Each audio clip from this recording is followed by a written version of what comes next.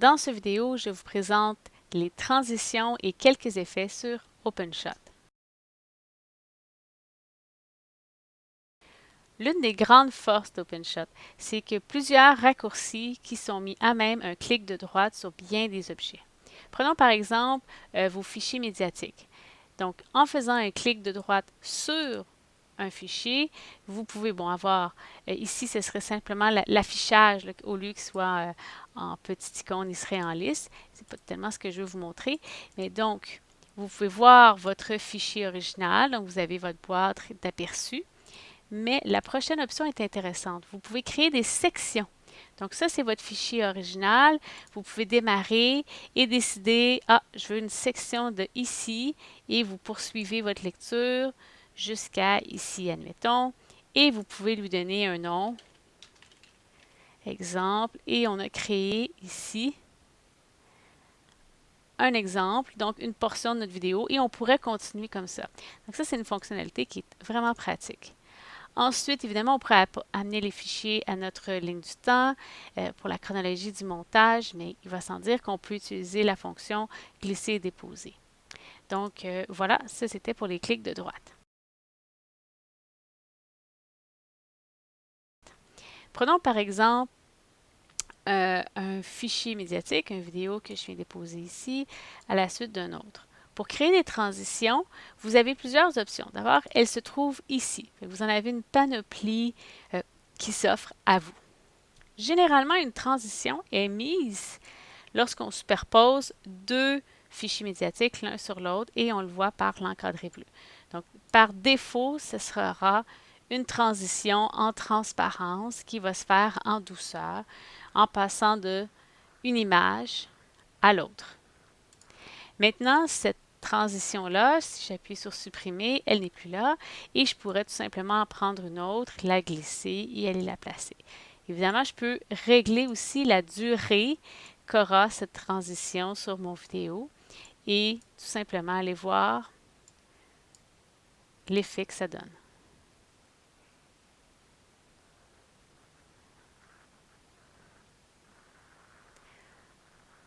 Donc, comme vous le remarquez, les options sont multiples.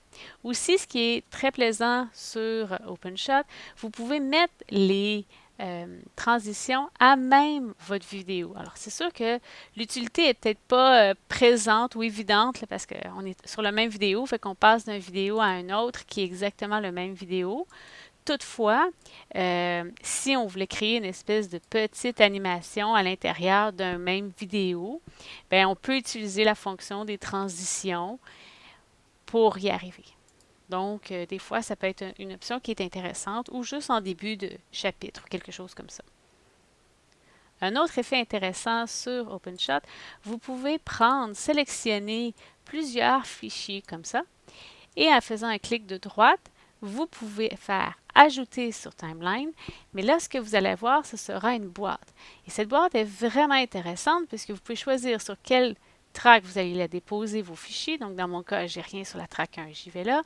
Je peux décider quel type, si je veux une apparition graduelle au début et à la fin, combien de temps ça dure, est-ce que je veux un zoom, est-ce que je veux une transition entre les deux vidéos, oui. Alors, rapidement, en un clic ou deux, vous avez déjà votre montage vidéo qui a été fait ici en bas. Donc ça, c'est un autre raccourci qui est très intéressant sur OpenShot. La dernière option intéressante à connaître est comment ajouter du texte sur notre vidéo.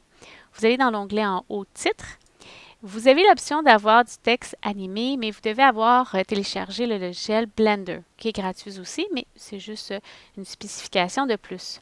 Alors, si on va juste dans le titre habituel, bien, vous voyez que on a déjà des modèles qui sont proposés pour lesquels je peux écrire exemple de titre, par exemple.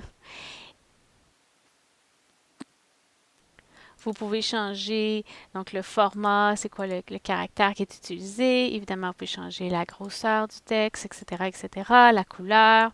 Vous pouvez aller changer pour la couleur que vous désirez et ainsi de suite. Donc, une fois que vous avez fait sauvegarder, vous aurez en fait dans les fichiers de votre projet, cette diapo, si on peut dire, qui apparaîtra maintenant. La notion ici avancée, donc il vous faut Inkscape d'avoir téléchargé un autre logiciel gratuit, mais sachez que c'est possible. Donc, je sauvegarde et on voit ici le fichier qui est apparu. Fait que vous pouvez aller mettre votre titre, évidemment, avant votre vidéo, si c'est ce que vous voulez.